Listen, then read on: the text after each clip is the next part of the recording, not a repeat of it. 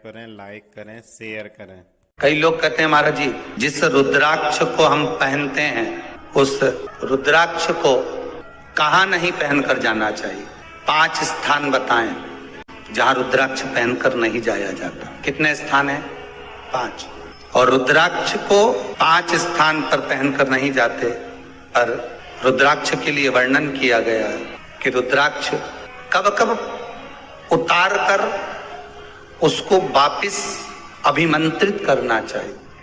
5 जगह पहनकर नहीं जाना चाहिए और रुद्राक्ष को अभिमंत्रित करना मतलब सीधा अमावस्या के दिन, पूर्णिमा के दिन, शिवरात्रि के दिन, श्रावण महीने के सोमवार को, प्रदोष के दिन, ये दिन आपके शरीर में जहां पर भी रुद्राक्ष है, आपके गले में अगर आप रुद्राक्ष पहने हो, आपके हस्त कमल में आप रुद्राक्ष पहने हो, आपने अपने पास में कहीं रुद्राक्ष रख रखा है, तो उस रुद्राक्ष को अमावस्या, पूर्णिमा, शिवरात्रि या श्रावण का सोमवार या प्रदोष आदि, इस दिन उस रुद्राक्ष को एक बार दूध में धोने के बाद उसमें थोड़ा सा सरसों का तेल अवश्य लगाना चाहिए।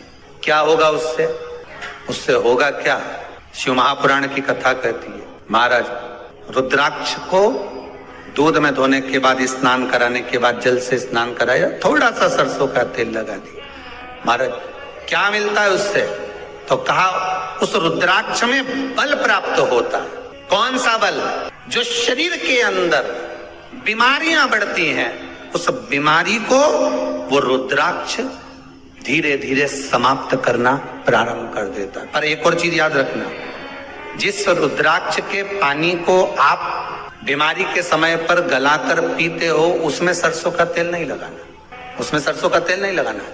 उसको तो आप केवल स्नान कराओ दूध से, जल से, और फिर उसको गला दीजिए, उसका पानी आप पीना चालू कर दीजिए। जिसको बड़ी बीमारी होती है उसके लिए कल कथा में वर्णन किया रुद्राक्ष के जल। रुद्राक्ष का जल पिया जाता है शरीर के अंदर से रोग को, बीमारी को हटाने के, रोग बीमारी को समाप्त कर। तब 5 स्थान बता दिए, 5 जगह बता दी, 5 स्थान निश्चित कर दिए जहां पर रुद्राक्ष को पहनकर नहीं जाना। पहला, किसी की मृत्यु वाली जगह पर। दूसरा, जहां पर बच्चे का जन्म हुआ, मृत्यु आदि जगह पर सूतक लगती है। जहां बच्चे का जन्म लगता है वहां सावड़ लगती है। मतलब जीव जाने के बाद दुख का सूतक होता है, और बच्चा जब जन्म लेता है तो सुख की सावड़ रहती है। सुख की 2 स्थान। तृतीय स्थान, तीसरा स्थान दिया जहां पर वैश्यावृत्ति होती हो या महाराज मदिरा का पान होता हो, उस स्थान पर रुद्राक्ष को नहीं ले जाया जाता। चौथा स्थान रुद्राक्ष के लिए कहा गया, जिस स्थान पर आपको ज्ञात नहीं है और आपको लगता है कि ये स्थान अज्ञात है, यहाँ पर कई जगह पर कुछ जीवों की हत्या हुई है या किसी जीव को नष्ट किया गया है, उस स्थान पर रुद्राक्ष को नहीं ले जाना चाहिए। 5वां, महाराज आपके रुद्राक्ष का जहां अपमान हो रहा है, अपमान से समझ में आ रही है ना आपको बात? एक आय को ढोंग प्रपंच में पढ़ा है, कौन ने कहा इतने रुद्राक्ष धारण कर ले? कौन ने कहा है? क्यों ढोंग प्रपंच में पढ़ा है? अगर हम रुद्राक्ष गले में पहन लेते और नारी का रजस्वला धर्म आ जाता है, रजो धर्म का समय आ जाता है, वो रुद्राक्ष हम गले में धारण कर रखते हैं, तो वो रुद्राक्ष क्या वो बेकार हो जाता है? पहले एक बात बहुत अच्छे से समझ में, आप सन्यासी हो, जम के बोलो जरा, आप तपस्वी हो, आप साधक हो, आप उपासक हो, या आप बैरागी हो, आप एक गृहस्थी हो, घर में रहने वाली माँ गोदी में रखा हुआ बालक अगर गंदगी भी कर दे, पूरे कपड़े को भी बिगाड़ दे, तो माँ बच्चे का कपड़ा बदल देती है, और बदल कर माँ को ये जरूरी नहीं है कि उसको साड़ी बदलना, उसको कपड़े बदलना या उसको फिर नहाना।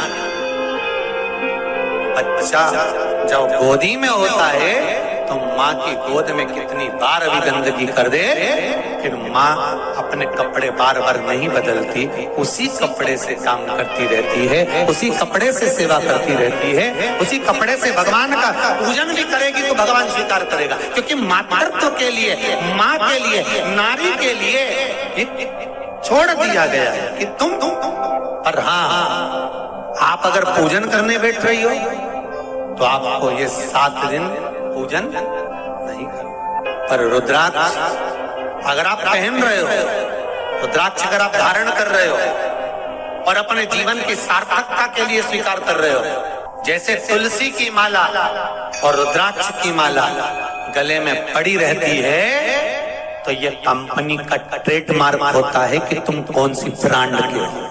ये कंपनी का ट्रेडमार्क है। तुलसी की माला पहनकर प्राण छूट गए तो वैकुंठ चले गए, और रुद्राक्ष की माला पहनकर प्राण छूट गए तो कैलाश धाम चले गए। ये कंपनी का ट्रेडमार्क। छोटे रुद्राक्ष की माला, छोटा जो रुद्राक्ष होता है उसकी माला, कैंसर का जो मरीज होता है, अगर वो फर्स्ट स्टेज का कैंसर भी है, छोटे रुद्राक्ष अगर अच्छे हैं, 3 मुखी से लेकर 5 मुखी, 7 मुखी, 9 मुखी, 11 मुखी छोटा रुद्राक्ष मिल जाए, उसकी माला अगर पानी में डाल दी जाए और उस पानी को वो मन का ही डाल दो, उसी का पानी थोड़ा थोड़ा कैंसर के मरीज को सुबह दोपहर शाम श्री शिवाय नमस्तुभ्यम का जाप कर कर, पंचाक्षर ओम नमः शिवाय का जाप कर कर, शंकर शिव का नाम लेकर, महाकाल बाबा का नाम लेकर, विश्वेश्वर विश्वनाथ का नाम लेकर, केदारेश्वर का नाम लेकर, 12 ज्योतिर्लिंग का स्मरण कर कर अगर वो आचमन करना प्रारंभ कर दे तो कैंसर रोग में भी आराम मिलना प्रारंभ हो। केवल आचमन ही नहीं करना है, अगर स्त्री है तो अपने उल्टे हाथ पर भी उस मनके की माला को लपेट सकती है। पुरुष है अपने राइट हैंड में उस माला को, अगर कैंसर से पीड़ित व्यक्ति है, रोग से बहुत पीड़ित व्यक्ति, उसको बल मिलता है, उसको पावर मिलता है, उसको एक एनर्जी, उसको एक तेज मिलता है रोग से लड़ने का। कई लोग कहते हैं महाराज जी रुद्राक्ष को सिद्ध कैसे करना चाहिए?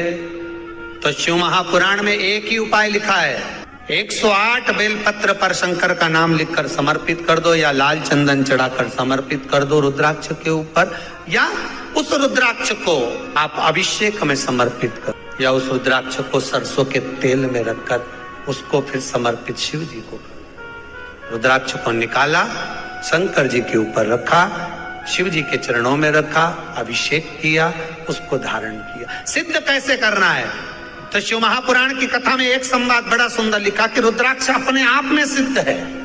मुंबई में एक मेडिकल रिसर्च सेंटर में इस रुद्राक्ष के पानी का रिसर्च किया जा रहा है। आप लोग निकालना कभी, आप लोग तो उसमें निकलेगा आपको, उसका सेंटर का नाम दिया जाएगा कि किस रिसर्च सेंटर में निकाला। सब्सक्राइब करें, लाइक करें, शेयर करें।